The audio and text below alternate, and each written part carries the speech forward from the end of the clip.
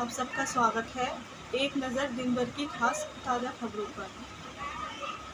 आगरा भारत सरकार द्वारा किसानों की आय को दुगना करने के लक्ष्य और उत्तर प्रदेश सरकार के वर्ष 2022 तक $1 ट्रिलियन इकोनॉमी के लक्ष्य में सहयोग करने के लिए प्रत्येक जनपद के ब्लॉक स्तर तक व्यापक औद्योगिक सर्वे करने की योजना बनाई जा रही है। एक तहसील एक उत्पाद का प्रस्ताव भी उत्तर प्रदेश सरकार को प्रस्तुत करेगा। प्रयास किया जाएगा कि सरकार की जनपद स्तर पर ओडीओपी योजना को ओटीओपी एक तहसील एक उत्पाद के माध्यम से ब्लॉक स्तर तक ले जाया जा सके, ये कहना था फतेहाबाद रोड स्थित double tree by Hilton hotel में आयोजित राष्ट्रीय अधिवेशन में इंडियन इंडस्ट्रीज एसोसिएशन के राष्ट्रीय अध्यक्ष अशोक अग्रवाल का। उन्होंने आगे कहा कि बहुत सारे ऐसे उत्पाद प्रदेश स्तर पर उत्पादित किए जाते हैं जिनको अन्य राज्यों में प्रोसेसिंग हेतु भेजा जाता है और अपने ही प्रदेश के मजदूर रोजगार के लिए भी अन्य राज्यों में रोजगार के लिए पलायन करते हैं। इस योजना के तहत उन उत्पादों की प्रोसेसिंग के लिए उसी ब्लॉक एवं तहसील में कारखाना खुलने से एक ओर जहां मजदूरों को रोजगार मिलेगा, दूसरी ओर प्रदेश में रेवेन्यू में भी वृद्धि होगी। राष्ट्रीय उपाध्यक्ष नीरज सिंघल ने कहा कि लगभग 11,000 एमएसएमई यूनिट उत्तर प्रदेश में कार्य कर रही है। प्रदेश में सबसे अधिक रोजगार एमएसएमई से मिलता है।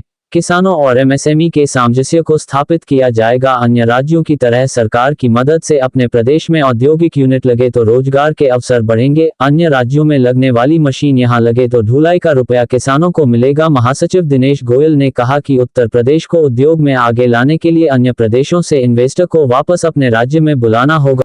प्रेसिडेंट इंडियन इंडस्ट्रीज आज जो प्रेस वार्ता की है, क्या मैन उद्देश्य है इसका? देखिए, हम लोगों की एनुअल जनरल मीटिंग होती है।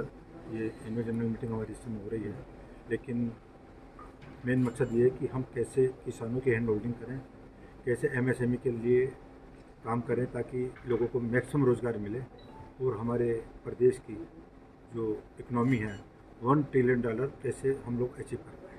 इसके लिए बहुत ज़रूरी है कि हमारे एमएसएमई और किसान मिलकर इसको आगे बढ़ाएंगे और हमारी सोच वन डिस्ट्रिक्ट वन प्रोडक्ट से थोड़ा आगे बढ़ के है।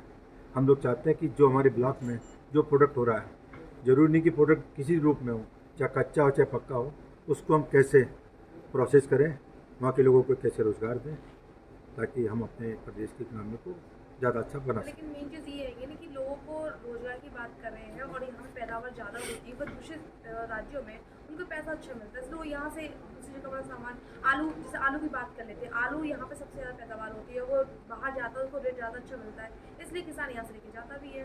तो चीज़ को कैसे आप कारण ये कि हमारे पास मशीनों की जानकारी, अगर वो मशीनें जो कि सर लगी हैं, वो मशीनें यहाँ लगे, वो मशीनें यहाँ लगनी चाहिए।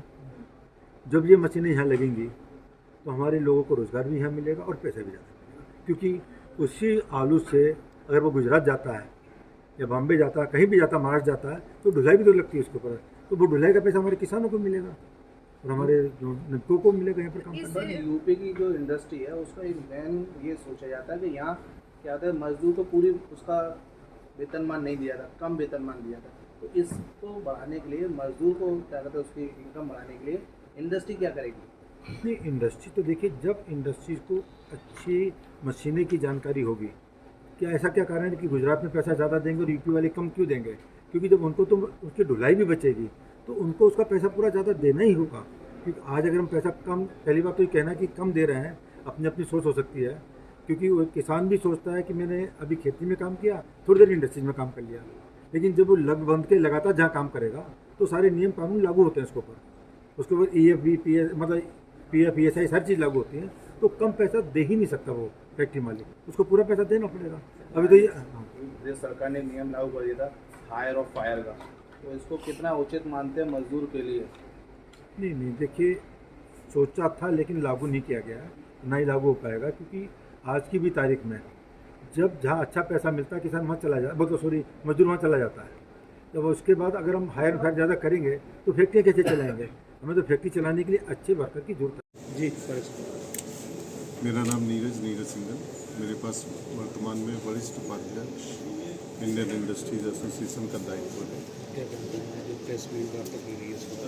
जैसे हमारे अध्यक्ष जी ने बताया कि ये हमारा एनुअल जनरल मीटिंग है। पूरे वर्ष में एक बार हम सभी मेंबर्स के साथ बैठ के चिंतन मनन करते हैं कि हमें किधर जाना है। जो हमारे अध्यक्ष जी का विज़न है कि किस तरीके से हमें लघु उद्यमी जो ब्लॉक स्तर पर भी है, किसान, व्यापारी और लघु उद्यमी को साथ लेके एक ऐसा तंत्र खड़ा करना जिस तंत्र से हम 1 ट्रिलियन इकोनॉमी की तरफ बढ़ सकें। हमारा मेन ऑब्जेक्टिव इस एजीएम का ये भी है, ये हमारे अध्यक्ष जी ने विज़न दिया है। राष्ट्रीय महासचिव इंडियन इंडस्ट्रीज एसोसिएशन। आज एनुअली आपकी मीटिंग हुई है, सेमिनार हुआ, क्या निर्णय लिए गए हैं इसमें, जैसे कि इंडस्ट्री आगे बढ़े, मजदूर आगे बढ़े और उत्तर प्रदेश का नाम? इसमें वर्किंग ग्रुप्स क्रिएट करने के लिए अध्यक्ष जी ने आह्वान किया है, जिसमें ओडीओपी के लिए और 1 ट्रिलियन इकोनॉमी के लिए अलग से बेंचमार्क सेट करने के लिए काम कर रहे हैं, बेंचमार्क सेट करने के लिए काम कर रहे हैं और उसी मार्फत ये बात हो रही है। और जैसा कि अभी आपने सुना भी कि उन्होंने एक बात बन रही है जिसमें सामंजस्यता किसान में और उद्योग में डेवलप होने वाला है। सर, जैसा कहा जाता है कि यूपी में इंडस्ट्री लगाना मुश्किल का काम है, सरकार सपोर्ट नहीं करती, तो ऐसा कुछ क्या आता है? हाँ, पहले ऐसी स्थिति थी, लेकिन अब पिछले 7-8 साल से ऐसी स्थिति देखने में नहीं आ रही है, क्योंकि लॉ एंड ऑर्डर को लेकर काफ़ी सरकार जो है सजग है और लॉ एंड ऑर्डर का ही हमें जो है आह्वान बाहर की इंडस्ट्री और इन्वेस्टर को बुलाने में यहाँ पर करना चाहिए। जो यहाँ से चले गए हैं दूसरे प्रदेशों में भी, उनको वापस बुलाना है, उनको होम कमिंग करनी है और जो नए इन्वेस्टर यहाँ पर आ सकते हैं, जो अनभिज्ञ हैं और जो गुजरात में और राजस्थान में जैसे बताया वहाँ इंडस्ट्रीज लग रही हैं, पंजाब में लग रही है, तो उनको यहाँ लाकर यहीं के किसानों का भला कराना और यहीं की लेबर को यहाँ रोकना है।